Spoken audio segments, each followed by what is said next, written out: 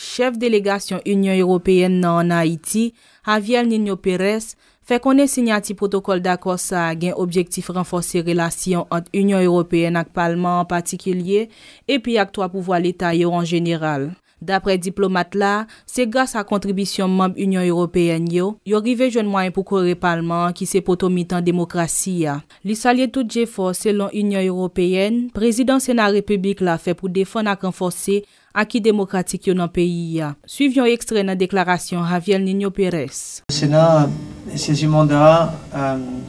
cher Marie-Laurence Desac et cher ami,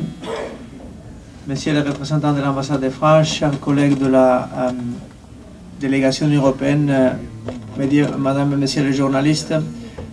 permettez-moi tout d'abord d'exprimer ma satisfaction d'être ici, dans la maison du peuple haïtien. C'est un privilège et un honneur de venir dans et vous parler dans ce cadre et de le faire bien évidemment avec la modestie de celui qui arrive dans un centre de pouvoir, dans un centre de décision,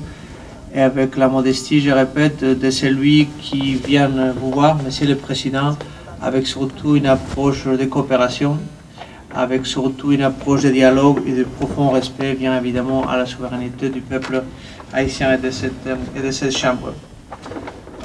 Vous lui avez dit à juste titre, Monsieur le Président du Sénat, la vie politique haïtienne est tendance, on en parlait ce matin, très complexe. Parfois il y a des questions comme de dialogue politique, parfois il y a des questions comme des processus électoraux, mais vous l'avez dit aussi à juste titre, il ne faut pas que ces questions nous empêchent de voir et d'adresser les problèmes structurels, ou les questions plutôt structurelles liées au fonctionnement de trois pouvoirs, l'exécutif, le législatif et le judiciaire. Et c'est dans ces contextes justement que s'insère notre appui, qui vise surtout d'un côté à renforcer les liens entre l'Union européenne et le Parlement haïtien, et de l'autre côté de vous accompagner avec l'appui d'IDEA, partenaire de longue date de l'Union européenne, institution qui fait un travail remarquable sur ces sujets et d'autres liés à la gouvernance corporative dans pas mal de pays.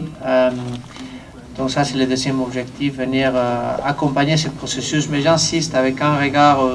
ou avec une approche de dialogue, de respect. Notre projet est en même temps ambitieux et modeste. Ambitieux dans la mesure où, comme je le disais, l'objectif final, c'est de pouvoir faire une contribution au renforcement du pouvoir législatif. Pouvoir législatif qui est évidemment l'un des trois piliers de toute démocratie,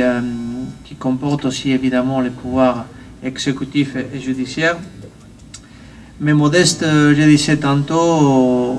parce que nous bornons dans une perspective d'acteurs extérieurs qui se veut amis